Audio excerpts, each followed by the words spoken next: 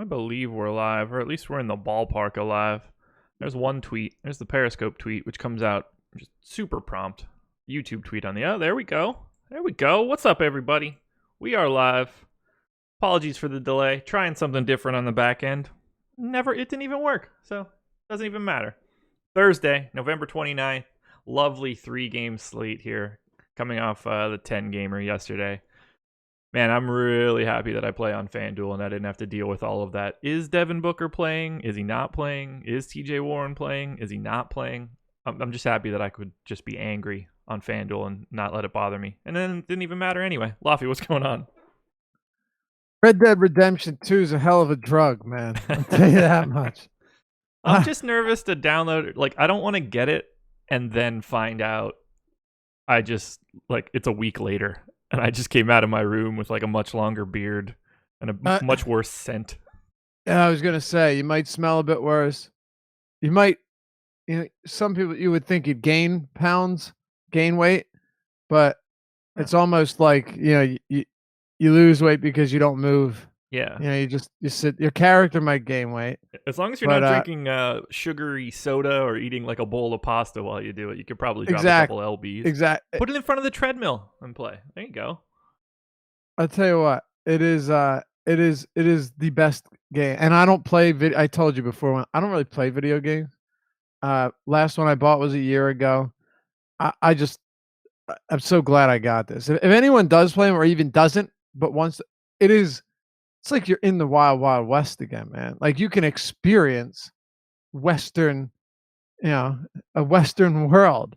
Actually, I don't even know if it was the Industrial Revolution. All I know is that I'm riding around on a horse and stealing other people's horses. Pretty cool. There you go. I don't know what this bot is that's in here now. I don't know if Eddie put this in here or it's called the Neat Clip bot. Are you looking at the chat? Did you get that alert? In there right now. All users can make a highlight of the last 60 seconds. I'm going to go ahead and assume that that's a feature that people will abuse. I'm a little nervous about it. Mike Thomas, over under on stream crashes. I mean, I hope 0. I hope the number is 0. It should be a half. It doesn't happen all that often. It doesn't happen often. What? I guess it happened yesterday morning. It did. Yeah. It hasn't happened. It hasn't happened in a while though. No. I don't know. Michael Dumpke. I'm going to assume that's how you pronounce it. Said I had a bunch of Berea, took him out when Smith was ruled in. Yeah, Berea had 13, 3, 12, and 1 in 17 and a half minutes. Whew. So, but here's the thing.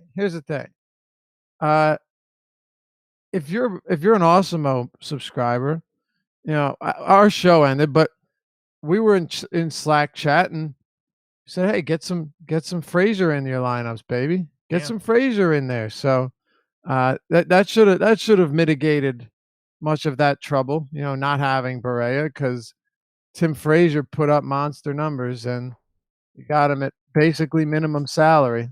Alvin Gentry, man, what a guy! You never know what he's gonna do. I really thought that was. I liked John Wall a lot yesterday, and nobody was really talking about him. And then I saw the Frazier news. I was like, "Oh, that's even better." Yep. And there's a chance nothing. that Frazier could have played like 18 minutes. Surely, like that was definitely possible. I think that's what I projected him for. I had him around 26, and I was even wrong on that. Only because what's his name? Wesley Matthews was not starting, and then Frank Jackson was out. I know it doesn't seem like a huge deal, but just the fact that Frazier started at the point was really appealing. That was clearly your ceiling game from him, like no question, your ceiling game. Yeah, for sure. But we'll take it. What's up, Swisha Mart? Yeah, that we'll take it for sure. Marino, thanks, man. It's exciting to be on the DK show. Speaking of the DK show, I think we're gonna have another Awesemo person on tonight. Hint, hint. Yeah. 6 o'clock. 6 o'clock. Gonna be talking some football on there. There you go. Should be fun. I got a long night of shows planned. Put it that way. There you go. Then a long night of Red Dead Redemption 2 after the shows are done. Yeah, bro. I'm talking. I came up at like 2 a.m. trying not to creak the floors. Wake my girl up. I don't. That's one of those days where I just sleep on the couch in my office. Yeah, seriously. No, because then what would happen is like she'd wake up at 3:30 and like, where is he at? And then it's easy. I mean, she didn't wake up. I just got I don't want to be a dick like that. She's been getting up at like 5 o'clock to work out with her neighbor, and they do it in our basement. So you know how it is. As long as she doesn't wake me up. Exactly. Unless you have to get up early for a nice NBA strategy show. Yeah. Oh, I'm talking like 5:30 in the morning. 9 o'clock's doable. Maybe we need to swap out our life partners here. My wife will happily sleep in with you. I'll get up with your girl. I'll be up at 5:45. She could work out. I'll brew some coffee. Just team it up. There you go. Yeah. Read the paper. Yeah. That's perfect. Because she's when I get up at 5:45. Hold on, do I get to move to to Carolina though, and you come out to PA? No, I'll send her up. All right, bring your girl down. All right, I'm not going anywhere, man. Just say if it sounds too good to be true, it is. I mean, I'll come up for like a week if we're gonna do this like a trading spouses type show. But I can't. This isn't the time where I want to come up. If we want to do this in like I don't know May maybe, you can talk me into that. Just make sure they never see this stream. That's all. I'm fairly confident she's not watching this one. Yeah, dude. Justine never even heard a second of my Sirius radio show until like 2 weeks ago. Been doing Sirius for 3 years on and off. She's like, wow, that was really good. You sounded great. I'm like, yeah, thanks. Glad you cared about it. AO Rhino in the chat. Josh, are you a thug? Do I seem like a thug? I don't even know. Yeah, you got some OG in you. Yeah, there's not a lot of thug here. I'm one of the softer people you'll ever meet. Mike Thomas says off the rails early. Yeah. Sorry, man. That's what happens. It's only 3 games, though, Yeah. How else are we going to make this show go an hour and a half if we don't waste time to start? I'd prefer not to make it go an hour and a half, but, That's a good point. All right, well, then let's just get into it. What do you say? I'm cool with that. I got a lot of Red Dead Redemption to play, so. Oh, yeah, before we get into it, let's talk Red Dead Redemption quickly. In that... I'm kidding, by the way. That's not why I'm trying to get off the show at all. I'm not trying to get off the show, just so we're clear. Yeah.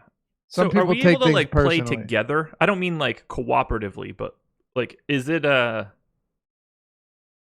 is it just like a totally solo expedition? They have like a beta online mode right now. Okay. I saw someone live streaming it yesterday on YouTube.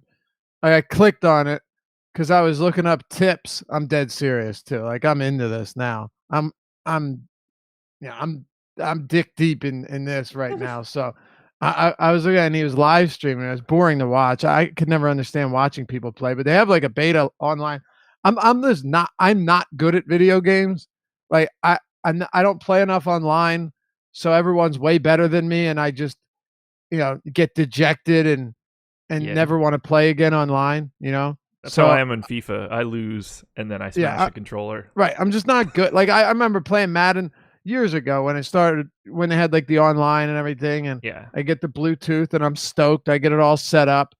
It's like 48-0 at halftime. Okay, I'm done. I'm done. I suck at this. I admittedly am not good at video games because I don't play them ever. Yeah. But dude, who cares about online mode? All you need is the one player, just one player mode offline. It's the most amazing thing ever. I'll leave it at that. It's gonna be the future, man. You could just plug into that. And that's just like you could live that literal life. Oh man, that'd be sick. In, man. Well, it's like Westworld. It's like Westworld. Yeah, I can't wait. On HBO? I can't wait. Bro, it is like Westworld. Yep. Except you're Arthur Morgan. I'm just in it to hook up with Dolores, if I'm perfectly honest. There you go. Well, I'll take a turn with Clementine once or twice, but I'm here for Dolores. I'll help work on the farm or something. I'll be nice to her. All right, let's get this started. We're off There the you go. rails. Mike Thomas says Laffy has the voice of an exceptional comedian. I would have said like a bad comedian. I would understand that a lot more. I appreciate it though. And Killer Kev says Josh is my favorite thug. So yeah, we're super off topic, but that's okay. Yeah. What else was gonna happen? It's Thursday. Yeah. And Even Larry Bitso, says let's video get on games with and it now. Larry says the reason he breaks furniture and holes in his house is video games and DFS. So I'm looking at a slight hole in my office door right now from throwing my PS4 controller at it. Nice. Yeah. It's tiny, Nice. like a thumbprint. That's all right. Okay. So there's some Raptors basketball on today. Yeah, Raptors Warriors is the 8:00 game, and then it's a 2.5 hour delay before the rest of the garbage. That's brutal. Those I don't. Not I'm a excited big to fan. watch it. I mean, I'd be a lot more excited to watch it if Draymond Green and Curry were playing. Well, that's the thing. Honestly, I wouldn't be surprised to see if Toronto wins this game by 20. I'm Not even surprised the kidding. line's only 8. Yeah, Kevin Durant will do that, I guess, yeah.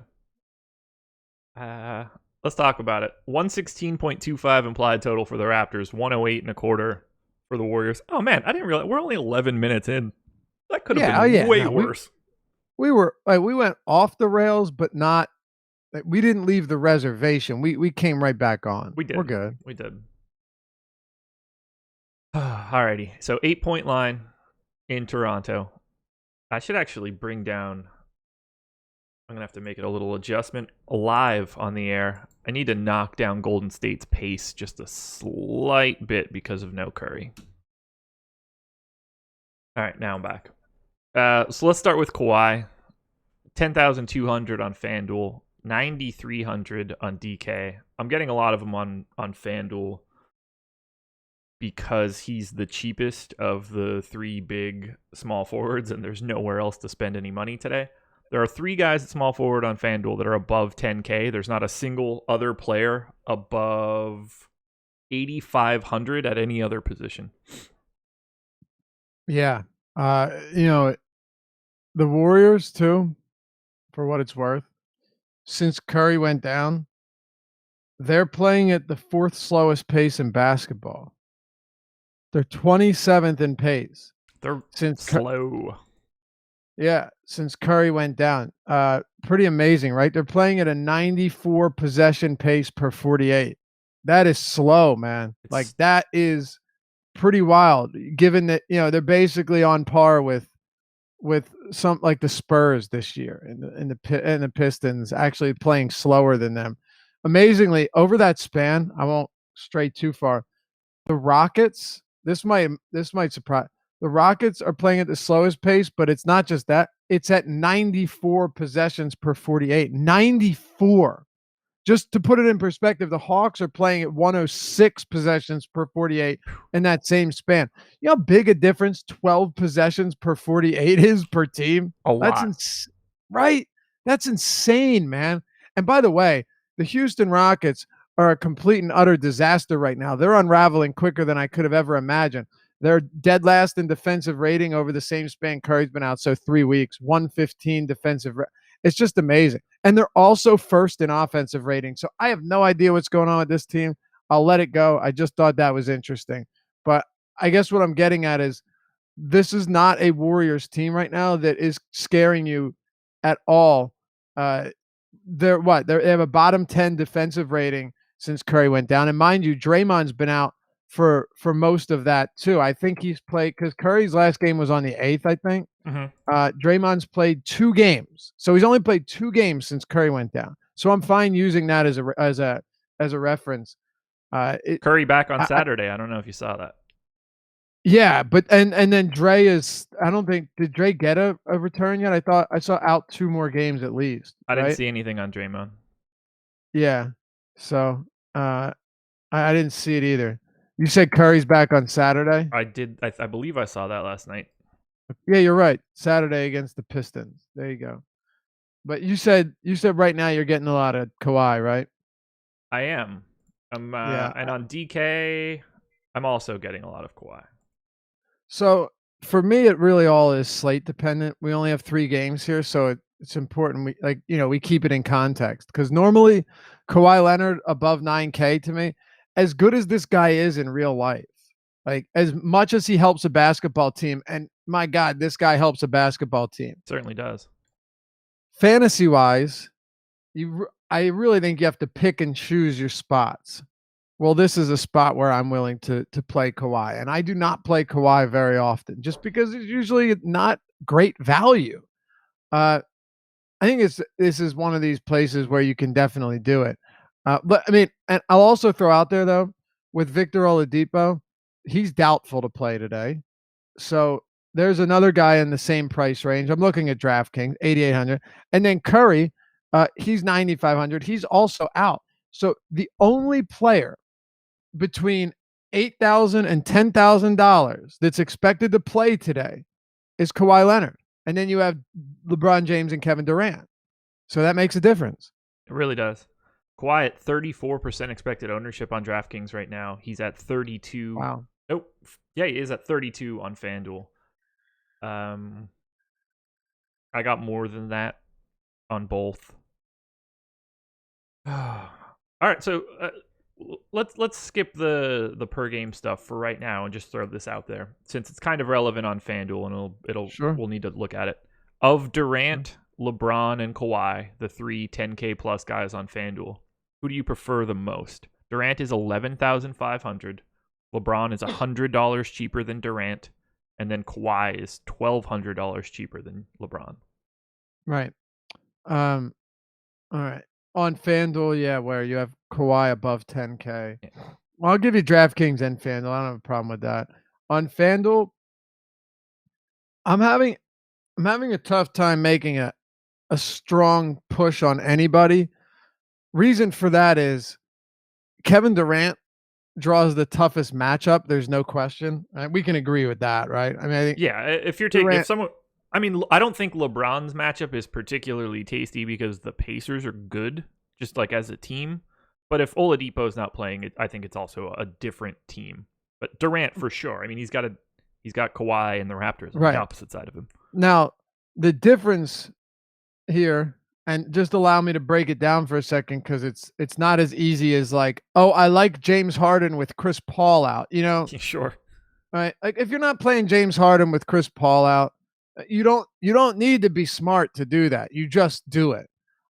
If you wanted to get contrarian in tournaments and go elsewhere, like yesterday or Monday, and you did it in some lineups, that's understandable. But as long as you know that what you're doing is a massive risk, right? Then we're fine. This is a little bit different because nobody stands out as just a far superior play. One of them might have a much better matchup, but it doesn't make them a far superior play because they might be more expensive or, playing against the team with a bad pace or this or that. So Kevin Durant has the worst on paper matchup, but we're also talking about a player that is operating with monster volume. I mean, just absolutely huge volume since Curry went down. And I'm going to use it instead of this on the season or since Curry went down. He's got 38% usage, 31% assist rate, 1.54 fantasy points per minute, and a 12.5% rebounding rate. Those numbers are even better in some cases if you bring it back to with Curry and Dre out the whole time. So I'm not off of Durant just because he's facing Toronto. And he's their only chance of winning this. Literally, unless Clay drops 100, he's the only chance of staying competitive throughout this game. Whereas with LeBron James, the Pacers are good, but there's no Oladipo, and he's deferred so often that I think Durant actually might. And this is on on DraftKings, they're $300 separated. They're $100 separated on FanDuel. I think Kawhi's price obviously makes a lot of sense, but just the ceiling on Kevin Durant, given his usage, I don't even know how much matchup matters right now, even though I legitimately fear Toronto's defense. I know. I have a hard time seeing Kevin Durant being able to have a ceiling game here. Me too, but it's 3 games. That's it's 3 games. What and Kawhi Leonard's ceiling is what? Like his real ceiling. 60? Yeah, yeah. I have it at 65 right now, actually. Okay. And look, And that would dude, be for FanDuel, which I yeah. could be totally wrong, right? Durant could come out and have a terrible game. But in that same vein, because I'm Kawhi Leonard defense definitely scares me. I understand what I'm conveying here. I totally get this, right? But it's not like LeBron's been remarkably consistent. And you look at it, he's got look at just over his last 10, 39 fantasy points, 44, 39, 39, 31. Yeah, he's mixed some big games in along the way, but he also is just somebody that will take nights off because he doesn't need to do everything. Durant, in order for this team to win right now or stay competitive, literally needs to do everything possible. Because outside of Clay, Quinn Cook and Iguodala and Jones aren't going to get the job done, and Livingston. So even from a floor perspective, I still think you get a 50 fantasy point floor on a 3-game slate with upside. So maybe not a ceiling game, but could Durant go for 60 plus just because he's Kevin Durant and they need him to do everything? Well, with near 40% usage, I would say yes. But I get that might be an unpopular opinion here. I have LeBron's ceiling at 75, Durant at 72, Kawhi at 65. There's not another person on the entire slate higher than 56. Right. And Durant's coming off a 78-point game. Yeah. If he goes for 78 here, good for him. Well, I'm not saying he will, but what I'm saying is I think his ceiling is legitimately higher than that without Curry. Yeah, absolutely. There's just so many bodies from Toronto to just continue to throw at Durant. Yep. Whether that's Kawhi, just, getting possessions where OG can body him. Right. Siakam. Ibaka. But on the other hand, there's no bodies in Golden State that can take anything away from Kevin Durant. Nope. So it's a double-edged sword. It's a catch-22 is what it is. Yeah, it almost makes me like Quinn Cook and Iguodala, and probably somebody else. I feel like those guys have to be involved in this game pretty heavily for it to stay close. Who else can do anything besides Durant? That's the thing. Well, other than so with Thompson doesn't create his own shot. So, obviously someone's going to have to get him the ball, and Kevin Durant is basically giving you assist numbers that an above average point guard would be providing. I don't know. You got an 8.5 point spread. If this game stays competitive, are you willing? I guess the question is, if this game stays competitive, we're on a 3-game slate. Are you willing to bet against 40 minutes from Kevin Durant with no Curry and Green on the court? That's what this all boils down to. I think I'd rather have Kawhi. Okay. Fair enough. I think it's closer on FanDuel, but on DraftKings, where Durant is 11,000 and Kawhi is only 9,300, you're looking for the same thing if you take either one of these guys. You want the game to stay close. And if that's the case, then I think I'd rather just have I might not even need that extra $1,700 with the way the pricing is today. There's only 3 guys above 9,300 on DraftKings. So that money might not even come into play. Yeah, it's possible. I mean, by the way, I have Kevin Durant projected only a couple points higher than Kawhi Leonard. So this is just personal. I'm not speaking based on the projection. I'm just talking about how I'm viewing this. And I guess bottom line here, and we're still talking about this first game anyway. So bottom line is I feel like right now Kevin Durant is a scary player to fade in any spot. Yeah. And that's really all it is. It's a tough matchup. I won't even repeat myself, but it's just he can he 1.6 fantasy points per minute with Green and Curry off the court this season. If it's competitive, you're getting 40 minutes from him. So like let's just say Kevin Durant has a subpar game and gives you like 1.35 fantasy points per minute. It's still 55 fantasy points on a 3-game slate. I think his floor is pretty protected and just because of the minutes here, but that's all. Leonard is cheaper. Point per dollar, I think he's definitely a better play. So here's what it'll come down to. Making lineups. If I think playing Kawhi Leonard makes the rest of the lineup that much better, then I'm cool with that.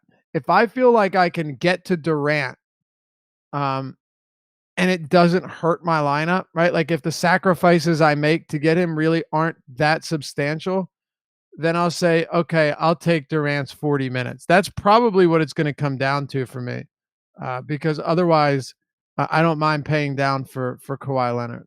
I got Durant plus Leonard in 22 of the 150 lineups I just crunched on DraftKings.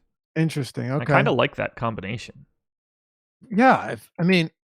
If Durant has a really big game, that means that Toronto or that Golden State hung around. Yep. Right? I mean, maybe not, but pretty likely. Yeah. I like that. I almost like it enough that I want to play on DraftKings tonight, but I'm not going to get too crazy. Do you not play on? Do you mostly just play FanDuel? I haven't played a single event on DraftKings in NBA this year. Really? Yep. I haven't played a single event on FanDuel, so that's good we're doing a show together. It is. Multiple perspectives. If the wife's ever out of town, I'll probably mess around with some DK because then I could just sit around and late swap and not care. But now it's just I sign off of that live show if I'm on, or I lineup lock hits at 7 and I wash my hands of DFS for the day.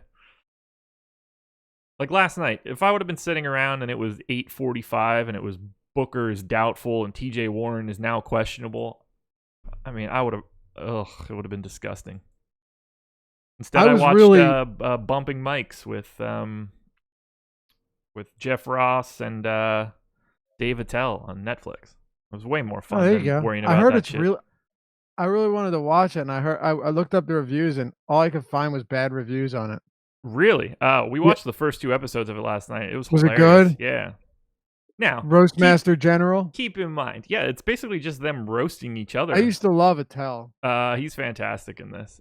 I obviously had a little something that makes things funnier from time to time. Right. No, I loved it. I love Attell.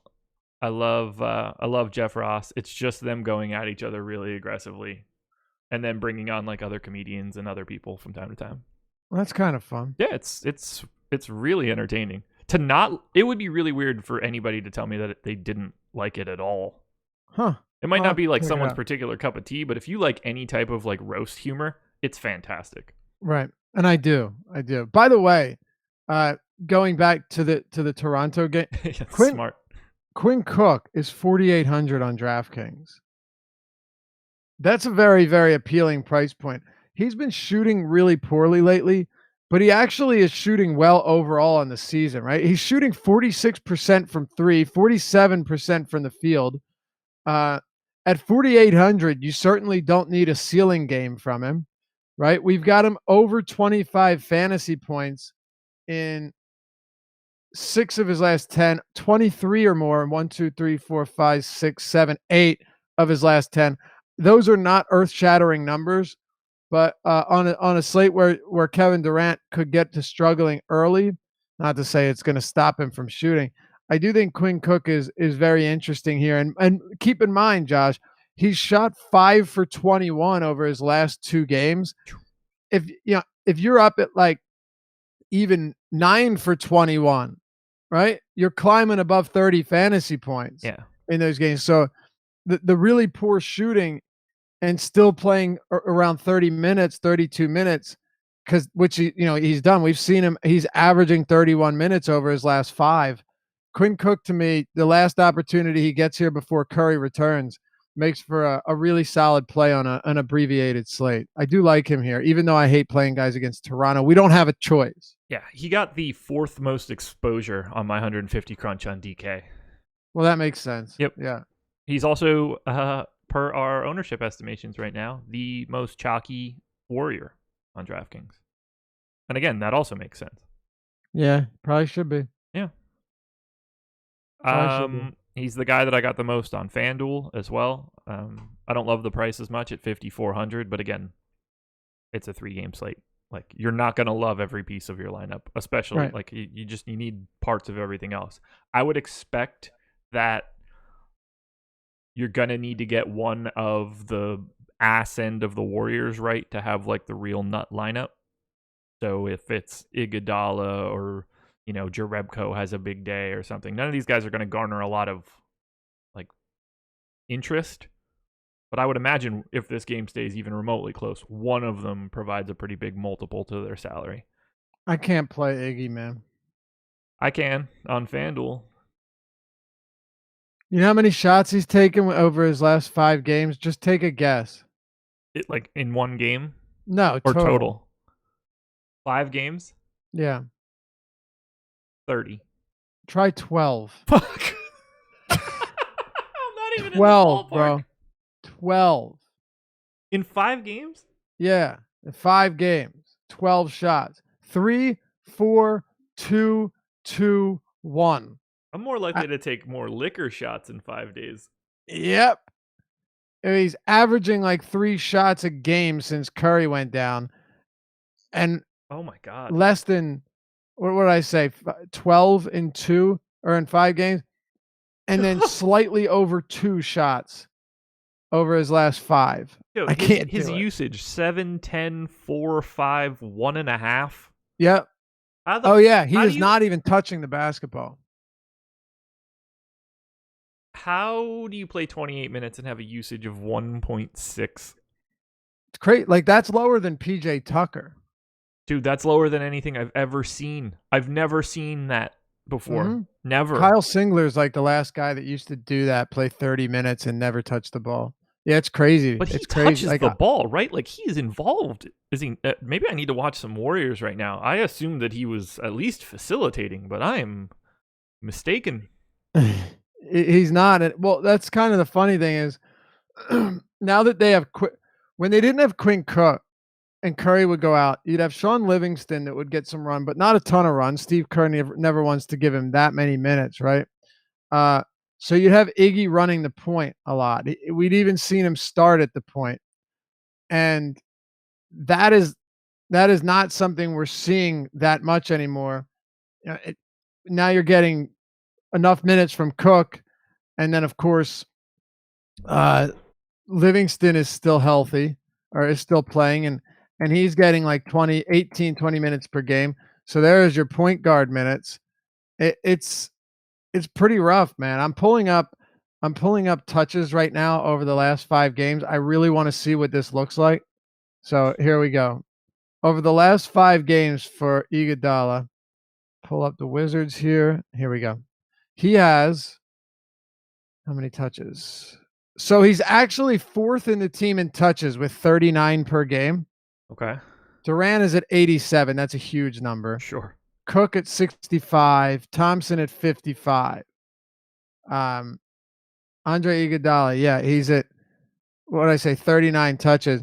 I would be curious to see what his potential assists look like too, because he's literally shooting twice a game.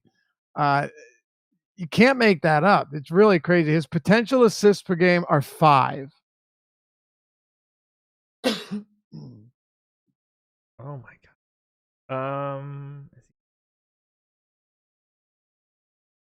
Toronto gives up a lot of corner threes. I don't want to hear it, dude. I got another. I look. Let me be clear here. I got 0 Andre Iguodala on FanDuel, and I assume close to 0 on DK when I ran my crunch. So, yeah, I don't know. The only reason so the only reason that Iggy's touching the ball is because the Warriors have solid ball movement. Like, that's it. I'm pretty sure Like if I were to look at his average time per touch, it's probably like a fraction of a second. Yeah. I mean, Hot potato. yeah. What is it? It's his average second per touch. 2.5 seconds. Not crazy low, No. but like Damian Jones is 1 second. I don't know. It's crazy, man. He's doing nothing. We have Ibaka as really heavy chalk, and I'm not getting all that much of him. Do you have any hot Serge Ibaka takes? I don't have any hot takes on it, but I think if you're talking deciding between like Serge Ibaka and Jonas Valanciunas, Ibaka definitely makes more sense in this particular matchup. I think he's a pretty good play here, actually. Um, his usage is down, right? You're not going to get a ton of shots from him, but he's shooting at a high clip this year. The Warriors have always been a team, and I'm not sure how much they're doing this right now with Curry and Dre out. It's a little bit different because their 3-point shooting is going to struggle. But remember we talked about the PISS stat on Tuesday? Yeah. PISS, right? What was it? Fantastic. Painfully ill-advised shot selection. Yep. There was also the three for me, 2 for you thing I was telling you about in the basketball analytics book, where the Warriors will just kind of give you those layups around the basket, and then they'll just go down the court and jack up threes and make all of them. So it doesn't matter how many 2-pointers you make. The weird thing about Ibaka, and this surprised me a lot because of how productive he'd been, how efficient he'd been this year. Only 26% of his shots are coming around the basket this year. 45-year-old Serge Ibaka is not aging well. Not getting himself to the hoop. How old is he? 29. He's 29, bro. Fuck, he's 29. He's 29. He's younger than me by 2 years. He's 29 in dog years. Yeah. He's 29. Serge Ibaka's 29. Right. September 18th, 1989. 1969. You don't believe me, do you? Well, I mean, I believe you that they claim he's 29. Like, he's definitely several years younger than Kyle Lowry. I mean, allegedly. He's Thon Maker. He's Serge Ibaka is like the Danielle Monte of the NBA. There's gonna be like 6 people in chat that get that. So what do you have in this? What else do you have? Because you have Cook. I'm a little higher on Durant than you are, only because it's not matchup. It's just because I like 40% and 40-minute players. Yeah. We both like Kawhi. This will be the first time I'm playing Kawhi in a while. 3-game slates will do that to you. I don't mind Ibaka. So what else? We didn't talk Clay, Siakam, Lowry. Where are you at on these guys? I'm under the field on Clay. I don't have, at least on FanDuel, where he's 42% owned. He's at 20 on DK. Jesus, did I not get him at all? I didn't get him at all on DraftKings. That's surprising. He's 7,400 on DraftKings. He's more expensive on DK than FanDuel. I'm not surprised at all now. Right. At the same time, though, there aren't that many mid-range guys. Like, there aren't that many mid-range options here. When we get to the Sacramento Clippers game, I think that's where a lot of the good stuff is in the mid-range. There's not that much, though. Like, I'm not really super interested in paying a premium for Tobias Harris, right? You shouldn't be. No. Kyle Lowry at 8K, I'm not hating on it, but, with Leonard in the lineup, he's really not been producing numbers that I think Kyle Lowry should be, mid to low 7K on DraftKings right now with Lowry with Kawhi Leonard healthy. So that kind of takes some shine off of him. He is the chalkiest player on FanDuel. What's he priced at? Let's see. He's 8K as well. 8K flat's very reasonable. Yeah. Very reasonable. Well, I mean, what are your alternatives? You're either going to De'Aaron Fox, or you're dropping all the way down to like Darren Collison and Gilgeous Alexander. It's a very different player. For sure. Quinn Cook at 54 on FanDuel is very reasonable as well. But you're right. The thing is, no, I'll wait till we get to De'Aaron Fox because they do have some interesting stuff on him. But uh, what I was going to say is that Patrick Beverley's minutes have been cut in half. So Yeah. from a defensive standpoint, De'Aaron Fox should have an easier time today. Not to mention when you look at like an Avery Bradley, who's is a solid defender, solid on-ball defender. My guess is he still sees a lot of Buddy Hield. So, I like De'Aaron Fox a lot. Well, let's talk about that game then. We'll go a little bit out of order. It would have been Lakers next, but the only reason that's Lakers next is because it's sorted alphabetically. So let's talk. Yeah, it doesn't. Let's talk Kings Clippers. 110.5. Same game time. Yeah, 110.5 implied total for the Kings. 106 for the Clippers. Did I enter that right, or did I flip flop that? Say it one more time. I have the Kings favored. No, they're 3-point dogs. Okay, I flip flopped the thing as I entered it. That makes way more sense. Now it's 2.5. I just refreshed. Wait, did I flip flop both of these? Lakers. I did. Okay. I entered the Lakers line for the Clippers and the Clippers line for the Lakers. Okay. 230. Yeah, when I heard 106, I was a little surprised because you said 110, 106. There's a 216 total in LA at the Staples Center, 235 total in Sacramento. Yeah, there we go. That's a big number, dude. 116.25 implied total for the Kings, 118.75 for the Clippers. There it is. Yep. I flip-flopped the two LA teams. Whatever, I'm dumb. No, we make mistakes, bruh. I make no mistakes. I'm a flawless human. Well, you just proved that theory incorrect. Yeah, first day. The first time for everything, I guess. I make so many mistakes, it's ridiculous. I was probably a mistake. Weren't we all? I mean, I 100% was. Shout out, mom and dad. I wasn't, but then like as I got older, I think they wished that I was. So mine was the other way. I bet they wish that they did not want that mistake at the time, and then now I've turned into like the greatest thing that's ever happened to them. Interesting. Yeah. Well, they weren't married yet. They weren't. It was an accident. That's for sure. And now they've been married for 34 years. So that's very nice. I'm the glue that holds it all together. Not to get back on topic on you, but this Kings Clippers game really has me just reevaluating everything because it is by far the most appealing game on this slate. Like, I know you don't have a Kevin Durant or a LeBron James or a Kawhi Leonard in here, but this game is unbelievably appealing on so many levels.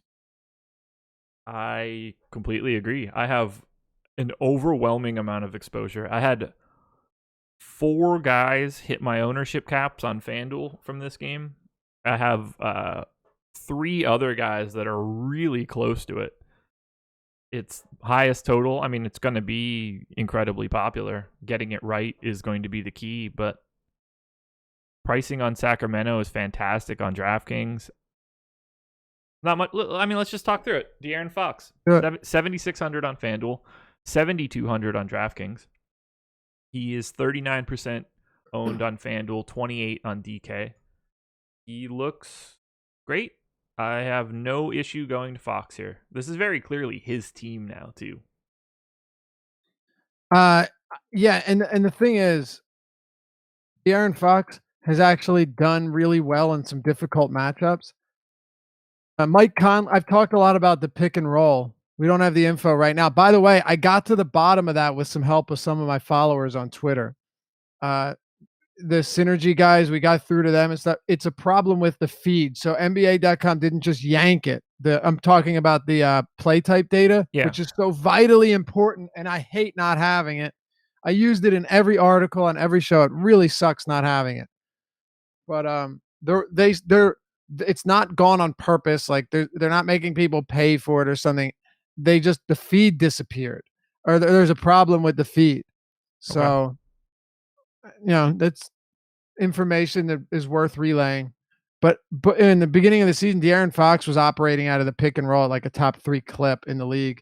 And then he went on to face Conley twice in a couple of weeks, who's one of the best pick and roll defenders, on ball guys. And De'Aaron Fox carved him up both times. And I just love the kid, man. He's going to have some bad shooting nights. He's in his second year. He's a second-year point guard. But I really like this kid quite a bit. He doesn't have a wildly high usage rate, which is okay. And the reason that's okay is when you get a well-rounded player like this, you can deal with a slightly lower usage. Like 24% usage for Fox is perfectly fine, given that he has 32% assist rate. Because you're going to get a lot of point rebound double-double or point assist double-doubles from him. And in this spot, as I mentioned earlier, like you have De'Aaron Fox going up against a backcourt in the Clippers defense that definitely seems imposing, but at the same time, Beverly's minutes are way down. Yeah. And now that his minutes are down, you're not going to see nearly as much of him. And I think Bradley's going to see a lot of Buddy Hield, so that makes it a little bit more interesting. Plus, Patrick Beverley, I don't even know if he's the same defender he once was. He's not. So he's not. He's still good. Don't get me wrong. But here's the difference. De'Aaron Fox can produce in different ways. Like he's not. You give me 4 to 7 rebounds a game with some steals, and you get and you drop those dimes like he's doing in a fast-paced game. He just has so many different ways of producing, and Fox is going to have some bad games, but he's not crazily overpriced at all. The Clippers play at a top 10 pace. The Kings play at the second fastest pace in the league. This game's going to see a massive amount of possessions, so it's hard not to like De'Aaron Fox here. I got like 20-something% of him. That's where we have him for the public. I've got a ton of Bagley, a ton of Hield. Bagley for 5,300 on DK looks great. He's been awesome. I haven't mentioned the best play yet, and we don't have him projected for all that much, but I assume he's playing. Boban? I don't even have him in for a single second. Sorry, we didn't get the... Well, if Gortat's out again, we'll be talking some Boban. Will we? He didn't play yesterday. What? How many minutes did he get yesterday? Oh, Boban? He double-doubled. Did he really? Yeah, he started and doubled in 19 minutes. Why did I? And he's $3,500. What did I look at this morning? I thought I saw a 0 next to his name. No. I wonder if Fantasy Cruncher just wasn't. I think I might have beat Fantasy Cruncher to the punch today. I don't know. Maybe. That 25-9. So I just clicked on him now. That 25-9 against Phoenix was not there when I opened it up, and I thought he played 5 minutes and got 9 fantasy points. Yeah, 19 minutes, 29 fantasy points. He knocked down all 6 of his 3 free throws. If Boban gets around 19 minutes, then I like. Plus, it is a relatively big front court for the Kings, so I still wouldn't be surprised if Gortat is out with those back spasms. I know I'm jumping around a bit here, but Boban would certainly be in play, especially on a slate like this. So, yeah. But on the other side, I think they run him off the floor. I don't think he can play in this game. Who? Boban. I mean, why not? They already play at a top 10 pace. What do they play when he's on the floor? Let's take a look at that. Oh yeah, I'm sure it's slow, but keep in mind, Josh. I think he's off the floor in 10 possessions in this game. You have to figure in. You got to factor in though. He's only playing 19, 20 minutes. Like it's not like he's out there for 30 minutes. I think we'd be more likely to see Mike Scott get additional time today than Boban. It's very possible, but if he starts, and here's what I'm saying, if he starts, Doc isn't going to start him and not give him like 19, 20 minutes. That wouldn't make any sense. So, if he starts, I'm going to give him 20 minutes. What's that? If he starts, it's a completely different story. I'd be shocked if he starts. Well, if he doesn't start, I have no interest in him. But guess what? there's only one early game, so we're gonna have some recourse here. Yeah. Just, I mean, Gortat could play, but I mean, honestly, Gortat, I get that he's not a hulking monster straight out of like Game of Thrones, but he's also not a small center, and he's out there standing, right around 7 foot. And this guy's out there playing 18, 19 minutes per game. I really think that if he's out, you basically just get Boban in the Marcin Gortat role. And Gortat's been playing like 17 minutes, 18 minutes, 16 minutes. So it's a huge risk. But at $3,500 with Boban's per minute production, you best believe if he starts on a 3-game slate, I am 100% playing him regardless of the matchup. That's all. Yeah, at that price, I think it's fine. He's 4,700 on FanDuel. I don't see any reason you play him. Even if I probably wouldn't even play him if I knew that he was starting. I mean, if I have 150, I'd have some shares. I would. But if I were playing one lineup or even like a 3 max, I wouldn't have any Boban. He's a 1.5 fantasy point per minute producer this year. I would. I would still play him. I personally, if he starts, I would still play him on FanDuel. What do you think his ownership would be if he started? FanDuel, ignore DK. DK is so much different with being able to play more than one center and him being at 3,500. I'm not sure. I don't know what his ownership would be. I've said a lot of times, I'm not good at projecting ownership. It's going to be monstrous because the centers on the slate are Turner, Willie Cauley-Stein, That's my JaVale. point, though. Yeah. That's my point. Like that's exactly what I was just about to say. On FanDuel, Harrell is power forward, so you don't have Harrell. You've got Miles Turner. All right, fine. Miles Turner's looked good at times. I'll take nothing away from the guy, but he's also 7,200, and he is one of the most volatile, low-floor centers in the league. Yeah. Willie Cauley-Stein is a quality player. I like Cauley-Stein too, but you're looking at him, and he is. I don't think there's any question right now that Willie Cauley-Stein is coughing up a ton of his minutes to Marvin Bagley, right? And then who else? JaVale McGee. You know I'm a JaVale McGee fan, but JaVale McGee is just as volatile as the next guy, and he played 16 minutes last game. Granted, it was a blowout, but still, the center position's so shallow that if Boban goes out there and plays 20 minutes, I'll give him say 18 minutes, and produces at his season per minute clip, you're looking at like 27, 28 fantasy points. And with the way the Kings chuck it and play up in pace, if Doc starts him, I'm expecting 18, 20 minutes, which would mean that you have way more rebounding and shot blocking and easy points, easy buckets around the rim opportunities. So that's where I'm at. If he starts, yep, even on FanDuel, the position's terrible, in my opinion. Okay. Anybody else you want to talk about from this game, from the Sacramento side? Oh, the guy that I didn't mention. $3,600 on DraftKings. I expect to be playing and should get a decent allotment of minutes. I want some Shump if I'm playing on DK. You love these guys that can shoot like once a game. Yeah, I mean, I guess that's fine. I'd take 20 minutes from Boban over 30 from Shumpert any day, though. Last 3 games, north of 20 fantasy points, went for 36. She took 18 shots against Oklahoma City, but sat out for rest recently, so he's, feeling good, I guess. 3,600 on a 3-game slate, big pace game. I'll take Shump trying to grab some steals. All right.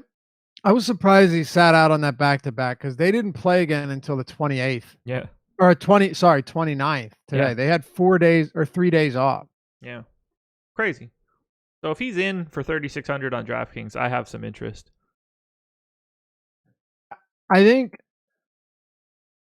one of the best plays on this entire slate has got to be Marvin Bagley at 5,300 on DraftKings. Agreed. Even on FanDuel, like with this slate being as shallow as it is, Like Bagley at 67 should not be written off if he's starting near 30 plus minutes a game, because I'm a big Montrezl Harrell fan. So are you, but he's 8,500 now. Like his prices come up. Uh, you do okay. So if you're looking at power forward, you have a few guys here that could make an impact. You said you could see Mike Scott starting. It's possible. Hasn't happened that we're getting mostly Boban and then Mike Scott off the bench when Gortat or whoever's out, but anything's possible. I don't think it'll happen. It might. You have Ibaka, Bagley, maybe if you like Siakam, and then you have Sabonis and Harrell. I guess I can throw Tobias Harris in there, but I don't know how much I like him at that price. So power forward's not that bad. Montrezl Harrell being 8,500 on FanDuel is something that I cannot wrap my head around. Insane, isn't it? It's just insane. Like, I get it. I think he's fantastic. What was his FanDuel price at the beginning of this season? Like 48, probably. Yeah, I mean, it was like shockingly low. Maybe cheaper. All right, so he's 8,500 right now on FanDuel. 3 weeks ago, he was 5,700. He started this. Do you remember the start date of the season? 10-16. Okay, so opening night against Denver, he was 3,800. Unbelievable. He played 4,500 against Houston. What a dude. Yeah, it's crazy. What a dude. He's been excellent, though. That said, I tweeted. I got 60% of him on FanDuel at 8,500. Wow. Yeah. I tweeted yesterday that over the last 3 weeks of the season, only 5 players are averaging more free throw attempts per game than Montrezl Harrell. And their names: James Harden, Joel Embiid, Giannis Antetokounmpo, Anthony Davis, and Kevin Durant. Those are the only players over the last 21 days with more free throw attempts per game than Harrell. He's averaging 8.9 free throw attempts per game over that span. That's insane. Kings put people on the line, too. Makes me interested. Yes, they do. Love Harrell today. Love Harrell. I get way too much Avery Bradley in this pace-up spot because he's getting the minutes. Terrifies me. 3,700 on FanDuel, so it's a nice spot to throw away, I think. I would have zero interest in Avery Bradley on DraftKings. He's very much a FanDuel-only play. Let me be clear here. Lou Will is... I don't know what to do with him right now. Minutes are weird. Yeah, I'm actually getting a lot of Lou Will on DraftKings. What do you have him projected for minutes-wise? Let me look. He played 17 minutes 2 games ago and 22 yesterday. I know. That's a concern. No question. I don't know where to put him right now. Let me just see what I have him at. I have him in for 27 right now. I have 27. I have him for 27. That if Lou Will plays 27, I think at 5,600 he's a really good play. He hit my ownership cap on both sites. Me too. At 27 or on DraftKings rather. I still got him a lot on FanDuel, but at 5,600 on DK, if he plays 27 minutes, you want him. Right, against the Kings in this spot. It's a great game for him. What's that? This is a great spot for him. This is the type of game really where good. Lou Will wants to you want Lou Will out there more than someone absolutely. So I'm looking at this now. Lou Williams. Let's see here. So 1, 2. Okay, Lou Williams came in 4 minutes in the first quarter, 5.5 in the second quarter. So that's pretty short. That's damn. Played less than 10 minutes in the first half. And then he came in, played 3.5 in the third quarter. Wow. And then he didn't close the game out because they had a big lead. They were up by this game was over. I think he got pulled just because of the blowout, probably the back-to-back. So then why go to the Portland game? Why did he play 17 minutes in a 4-point game against Portland? Let me just So what I'm saying, he would have played 25 minutes in this game. Mm-hmm. So we know that. And then let's see, Portland. Okay, we'll go to Portland. The other concerning thing too is that Well, the back-to-back for a guy of his age is a little bit concerning too. how old is he? Oh, dude, You he's got to up remember, there, he came man. in at 18. Yeah, I think he's like 34. Really? Maybe let me check. I would have said like 32. 31. Yeah, 32. just turned 32. Okay. He's been in the league for 13 years. That's insanity. A 05 draft. Whew. Drafted with my Sixers, man, by my. Yep. All right, so oh wow. So So he was shooting like shit in that Portland game. yeah, less than 3 minutes in the first quarter, and then 5 and so he played basically the same amount of minutes, same rotation in the first half. But then in the second half, he didn't even come in until the fourth quarter started. And then he played 8 minutes, came out, played a minute, and then came out for like 20 seconds, and then came back in to close out the final 30 seconds of the game. He probably so it was a close game. My guess is they pulled him out. I would guess they pulled him out on free throw attempts to get some bigs in there, called a timeout, and got him back in the game. He was 2 for 13 from the field. Yeah. But I'm saying, they pull guards to get bigs in there. Yeah. So I'm pretty comfortable with 27 minutes then. yeah, the back-to-back though. I'm not super worried about it.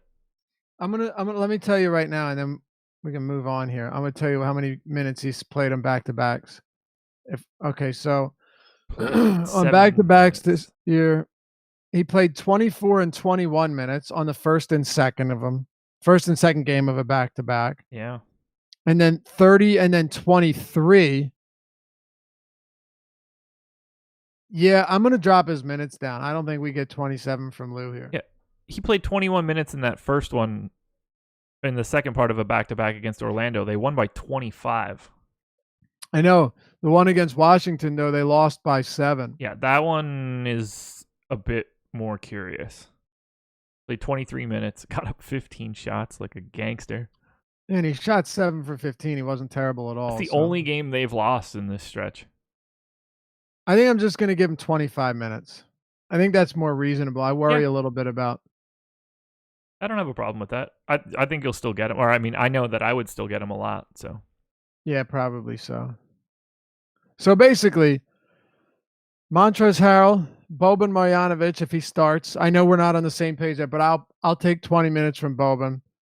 Marvin Bagley, De'Aaron Fox. I don't hate Lou. I worry about him a little bit, but I don't dislike him. Gilgeous-Alexander's below 5K on DraftKings. And 52 on FanDuel. I think he's a perfectly fine play. And he won't lose minutes in a back-to-back where guys like Beverly and Bradley with their, old decrepit bones definitely could. They're always hurt. Yeah. There's quite a bit in this game. You know what? I know we have one more game to talk about. Let me ask you this, and then we can move on at your leisure. But we're at an hour now. I know, that's why. So I just this is all I want to know before we move on. Yeah. Well, first of all, Bogdan Bogdanovic is also always a guy that you can mix in there as well. He's played 30 plus minutes in 2 of his last 3. He's getting a lot of run now, which I like to see. I got none of them on FanDuel. I don't on DraftKings. Let me see if I have any of them. Right now, I actually have none of him. Same. But I don't think he's a crazy play at all. Just nobody in this game that's willing to shoot a lot is a crazy play. Or he's taken. You look at his field goal attempts. When he gets going, he just chucks it, man. 14, 19, 13, 17. I wouldn't ignore him. But I want to ask you, since we've broken this game down pretty much in full, outside of, what are you doing with guys like Tobias and Gallo? Tobias is a tough guy for me because I rarely get him now that he is priced too cheap or too so expensive. High. Yeah. So I'm under the field on FanDuel. Let me see where I got him on DK on the crunch. 1 out of the 150. Okay. I have 10% and then 3% Gallinari. Gallo, similar story. I'm just sort of under there. He's 7K on FanDuel, 6,500 on DK. Look, would it shock me if they went crazy? No, not in the least. I like both of them as players. I just see their talent level is slightly below their salary spot. I do too. They're guys that I don't like fading because I think they're good. They're really good basketball players. And I don't like not having parts of guys that I think are fully competent and just overpriced because there's nothing to stop them from going out and playing well. I expect them to play well. Right. Those are the guys that always scare me to not have. I just don't think they're as valuable as other guys with different price points. And that's what it comes down to. No, I'm with you here. Actually, I'm rerunning this because I actually had something I wanted to fix here. I think I'm probably going to come up with even less than I had originally. But either way, I don't have a problem with him. I'm going to have low exposure. The thing is, even on a slate like this, I don't think Gallo or Tobias ever just kill you. Like they need to have really big games to kill you. And Yeah. I don't think that happens, man. No, on a slate like this, like you're just happy to get their points, I think. Yeah. So I adjusted a couple things that needed to be done, and I came up with 5% Gallinari, 0% Tobias Harris. So there you go. Fine with those numbers. Yeah. Want to close it out with the least appealing game of the slate? Let's do it. Whenever the Pacers are on it, without Oladipo, it's terrible. Yeah, I don't think we're gonna have a ton to talk about here. Lakers and Pacers, 110.5 implied total for the Lakers, 106 for the Pacers, so 3.5-point favorites. LeBron at 11-4 and 10-7. I don't think that we have too much to talk about here. We've kind of gone over the small forward stuff at the beginning. I have no aversion to LeBron. I'll have a lot of him because I have to play 2 small forwards no matter what, and I'm playing 150 lineups. So at the very least, I'm going to have one of those 3 main guys in everything and probably 2 of 3. So I really like LeBron here just because of positional scarcity. Do you have anything else you want to talk about for Bron? I'm gonna have LeBron. I'm gonna have some LeBron just because you kind of have to. And as discussed, there are some concerns with Durant, regardless of the upside. Regardless of the usage in the minutes. Brandon T said he thought Lou Williams got ejected in the Washington game. I don't think so. Maybe, I don't know. Could be. I don't know. But we'll look at it. It would be good to know. It would be. Well, yeah, either way, let's see. No. Yep, he did. He did? Okay. First of his career. There you go. Thank you, Brandon. But still, it would have been 25 minutes because it was late in the game. Yeah. LeBron, I'm going to have some just because he's LeBron James on a 3-game slate. Like that's really what it comes down to. I don't love him here. I respect the Pacers defense. I worry that LeBron is deferring a lot when he can. I hope this game stays close. Pacers have been involved in a lot of blowouts, whether it's in favor or against them. They have a top 4 defensive rating on the season. They are playing at a bottom 4 pace. So yes, there are things here that concern me. It's a massive pace down spot for the Lakers. It's also a 3-game slate. So as I said, I'm going to have some LeBron out of necessity, and that's pretty much it. So let me pause you there on one statement. Massive pace down spot for LeBron and the Lakers. I don't think it's as massive as it seems. With Oladipo on the floor, Pacers pace that's 97. Right, yeah. Oladipo off the floor, just under 102. They're playing just as fast as the Lakers are when Oladipo is not on the floor.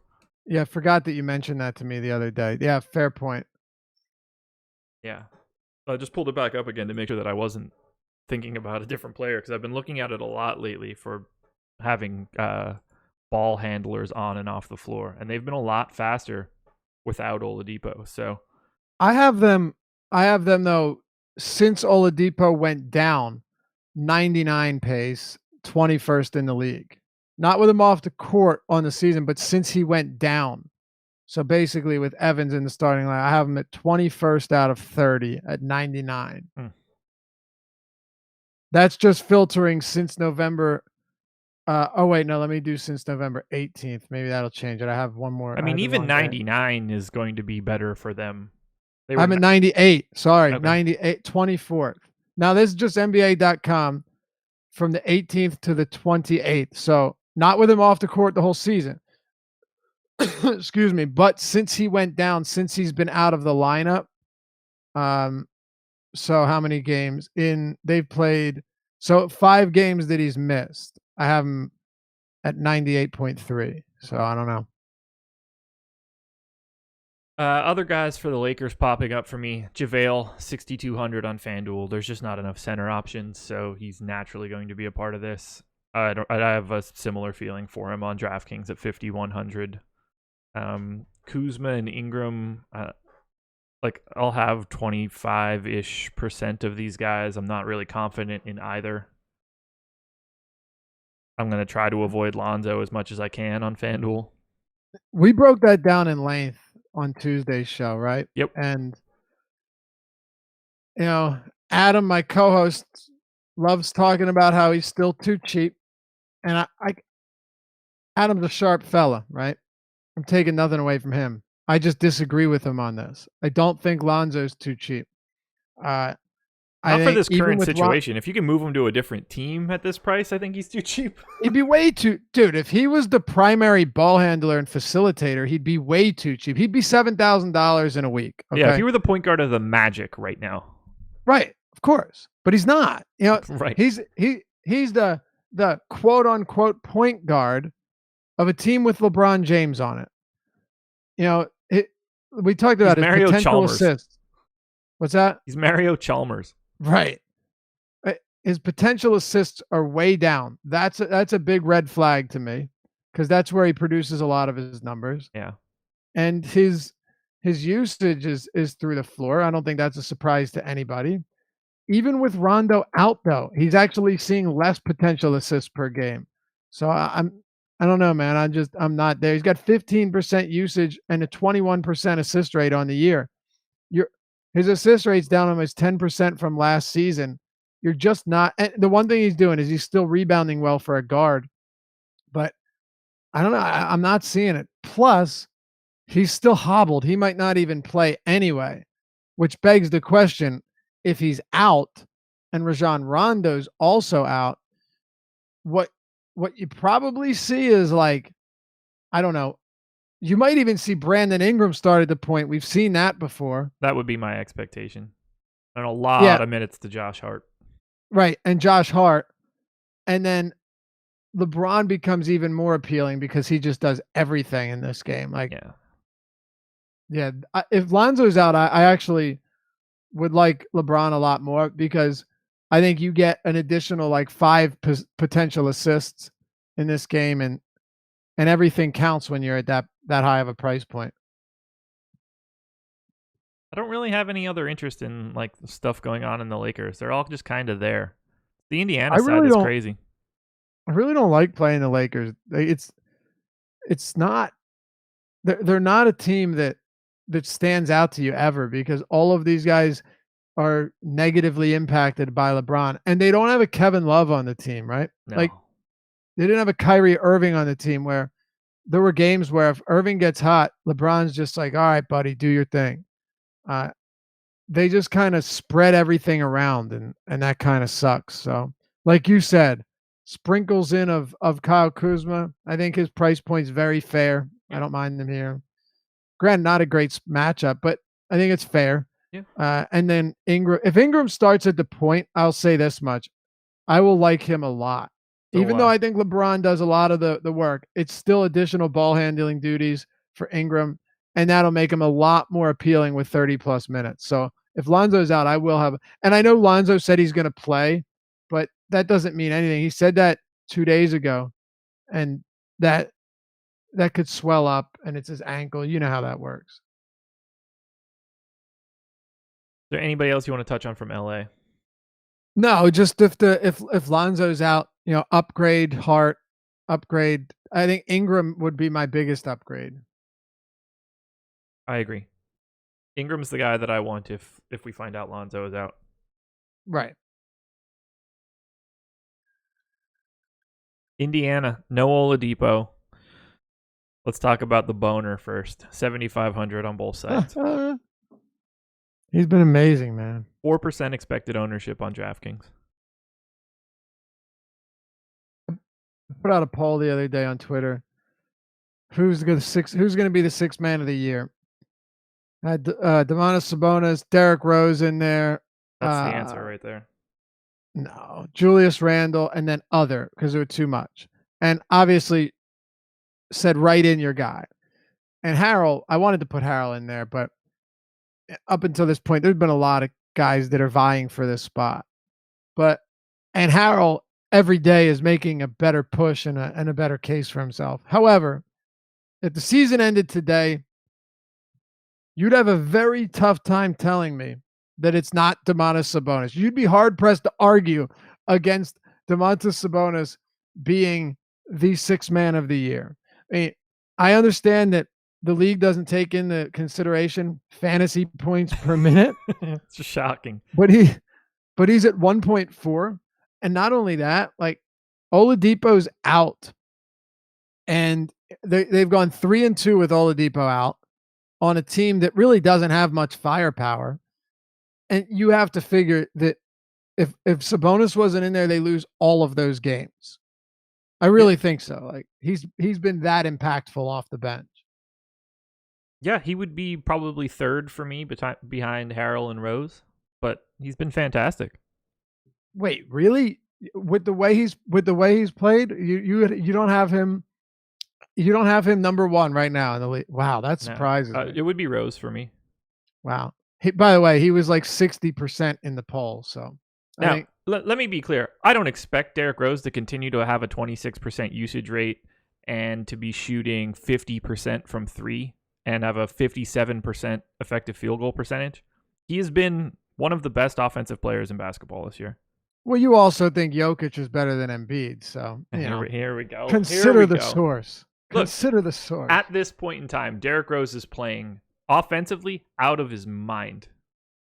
Yeah, he's a 93rd percentile effective field goal percentage from Derrick Rose. 50. For sure, he's been almost as good as Sabonis. That's insanity. He's almost been as good as Sabonis. Look at you. I agree.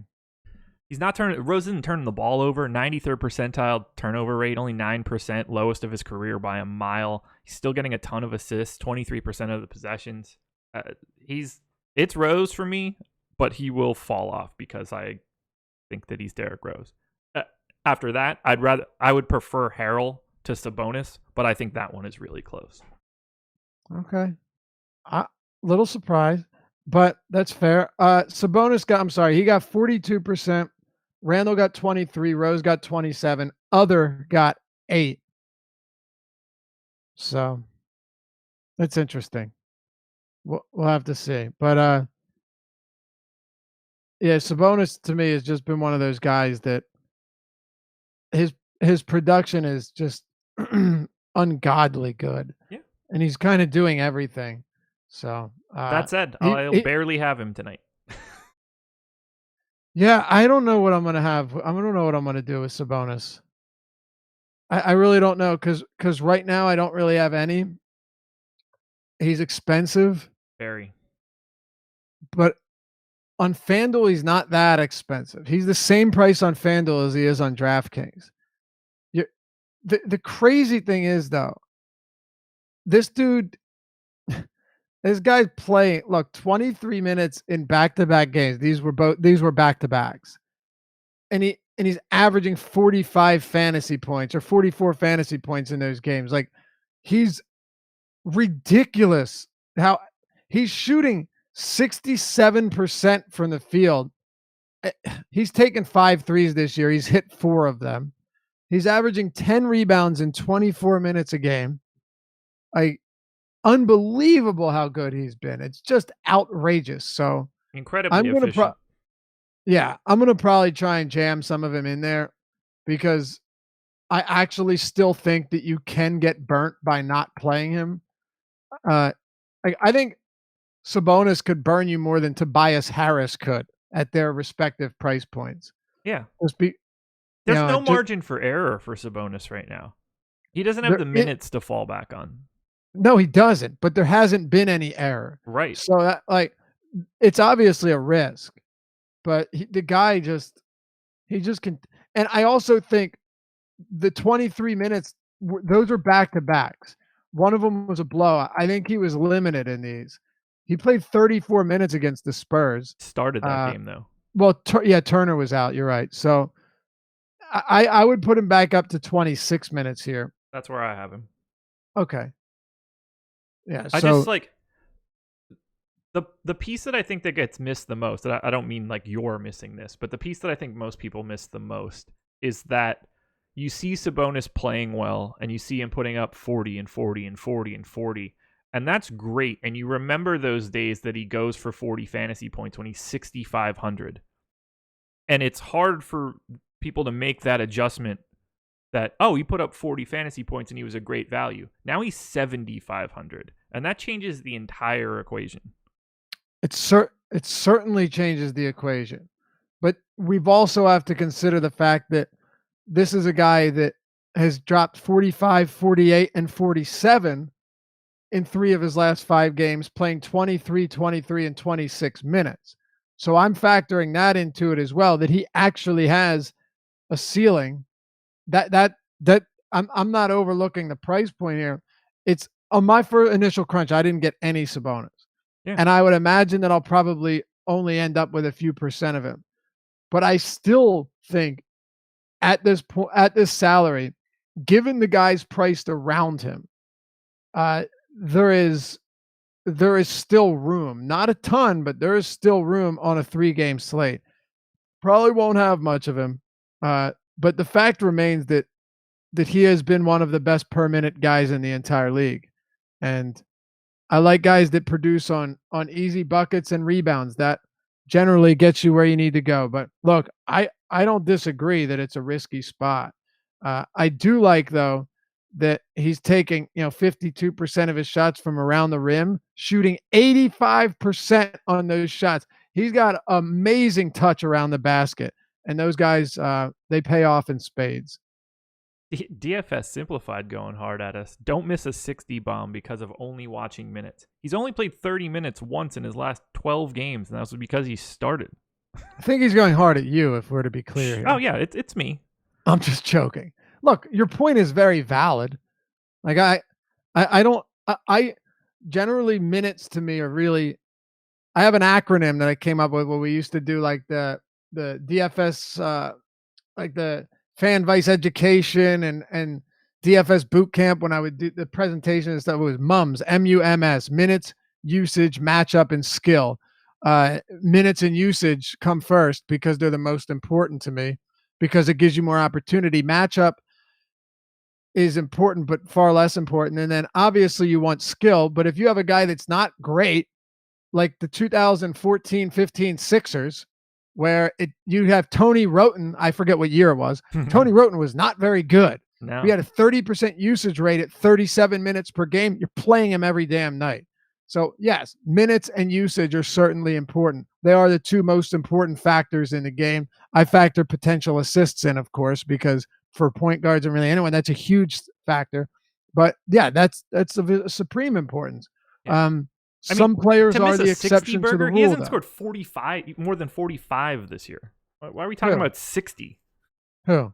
They mentioned a 60 bomb for Sabonis. His highest is 45 fantasy points this year. Where are we getting just 15 more fantasy points? Well, on DraftKings, he has a 47, a 45, and a 48 all over his last 3 games. 45-7 is his high on FanDuel right now. On FanDuel? Yeah. I don't see it. I'm with the public here. He's got, what'd you say? I mean, he's not popular tonight. No, he's popular in our chat, I guess. Again, he has, okay. So since Oladipo's been out, this is all I'm saying. Since Oladipo's been out, here are his fantasy totals. Since Oladipo's been out. Then we can move on, because I think we should probably be out of here by 11. Since Oladipo's been out, 41, 47, 25, and that was a blowout. Played 19 minutes. 45, 38, 48. So the numbers are insanely good. It's just I think what you're saying, no, this has to be what you're saying because otherwise it wouldn't make sense to not like him. What you're saying is that you just don't think this is a sustainable pace. Has to be. Because otherwise, why would you not? Why would you? It has to be that you don't think it's a sustainable pace. Yeah, I mean, I certainly think that his per minute production is higher than you would expect it to be moving forward. And DFS Simplified again said in chat, he's doing this in mid to low 20 minutes. Exactly. He's not playing more. It's not that like it's up in the air. He's just simply not playing those minutes. Sure, he could because he's not. But like, I can't just immediately think he's going to go bonkers in 35 minutes of game time when he just doesn't ever do that.